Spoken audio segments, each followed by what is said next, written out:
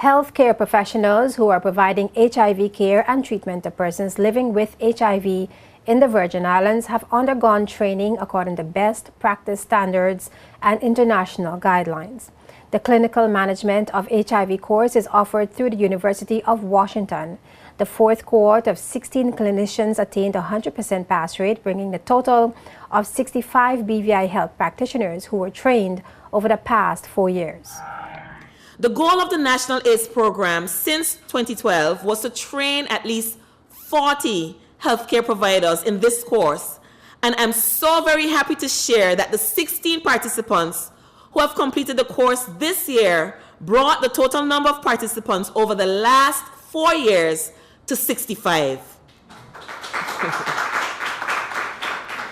The course will no longer be provided, at least until there is a demand for it, as the funding provided to the University of Washington to offer it at no cost to the world has now ended.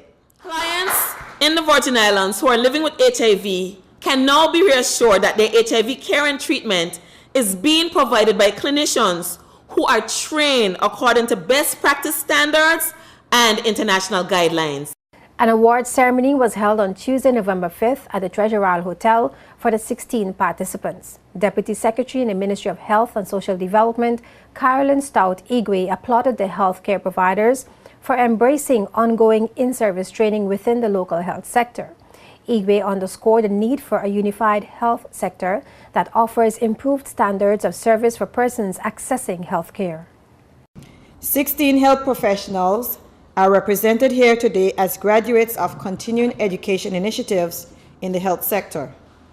This indicates the need for and interest in ongoing in-service training within the local health sector. It also highlights the desire of providers to remain abreast with current health trends, and for this we applaud you. The government of the Virgin Islands recognizes the need to create training opportunities for health professionals to develop and become leaders in their field, both locally and internationally. I applaud the National AIDS Program for having the vision to facilitate this training.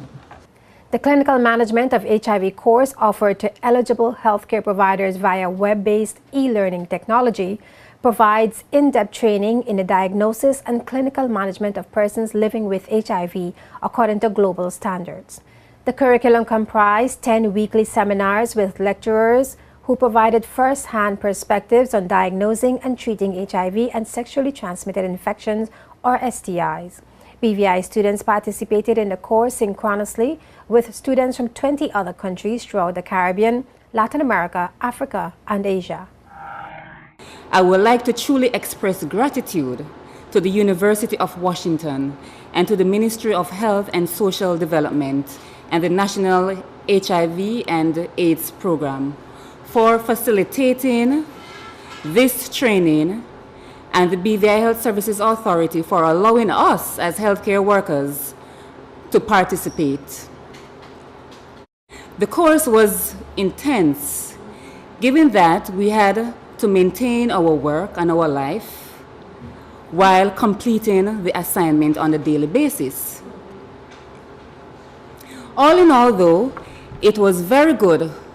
It was a very good learning experience, to say, where we not only received theory of HIV and its clinical management, but was able to visualize case scenarios and disease condition related to HIV and AIDS. There have been some 34 HIV-related deaths in the BVI since 1984. Up until 2007, the BVI had 67 reported cases of HIV. In 2008 and 2009, there were 9 new cases each year. In 2010 and 2011, there were 7 new reported cases each year. In 2012, there were 6 new cases, and by mid-2013, there were 7 new reported cases of HIV, taking the number of people living with HIV in the BVI today to approximately 61.